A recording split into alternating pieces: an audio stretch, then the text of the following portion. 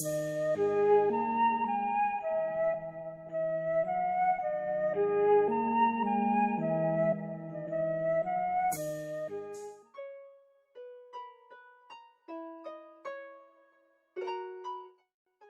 tout le monde, aujourd'hui nous allons parler d'un loup géant qui se nomme Fenrir. Considéré comme trop puissant et dangereux par les dieux, Fenrir est enchaîné par ruse et se libérera pendant le Ragnarok.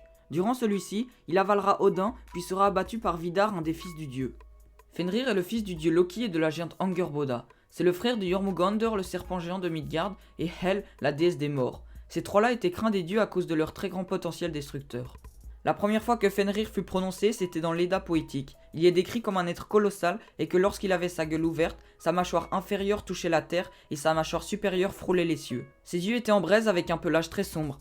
Selon la prophétie nordique, lorsque le Ragnarok arrivera, Fenrir sera libéré à cause des tremblements qui casseront ses chaînes et il dévorera Odin.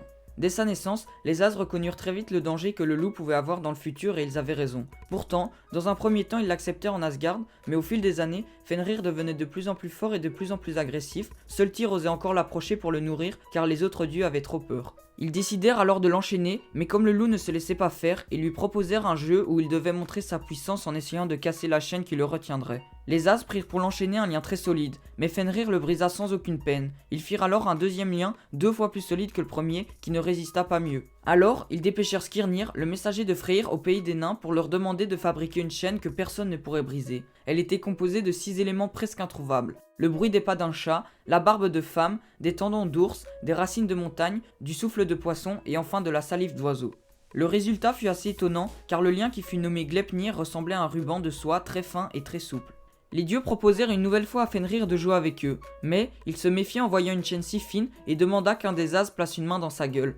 Alors, Tyr, le plus courageux, tendit son bras droit. Le loup fut attaché, et malgré tous ses efforts, il ne put rompre ses liens. Comme les As refusèrent de le délivrer, il trancha la main de Tyr. Comme Fenrir mordait tous ceux qui l'approchaient, ils lui plantèrent une épée dans la gueule. Depuis ce temps, le loup hurle et laisse couler de la bave qui a donné naissance au fleuve Van et au fleuve Vil. Les dieux ne tuèrent pas Fenrir, car ils ne voulaient pas souiller Asgard de son sang. Avec une géante, il engendra 2 loups, Skoll et Hati, qu'on parlera dans une autre vidéo. Fenrir restera attaché jusqu'au Ragnarok où il cassera ses chaînes. Puis, ayant avalé le soleil, il livrera un dernier combat contre Odin qui l'avalera. Vidar vengera le meurtre en tuant Fenrir. Alors voilà, c'est tout pour la vidéo d'aujourd'hui. Merci à tous de l'avoir visionné, j'espère qu'elle vous aura plu et n'hésitez pas à mettre un pouce bleu. Sur ce, merci à tous de suivre la chaîne et on se revoit bientôt pour la suite.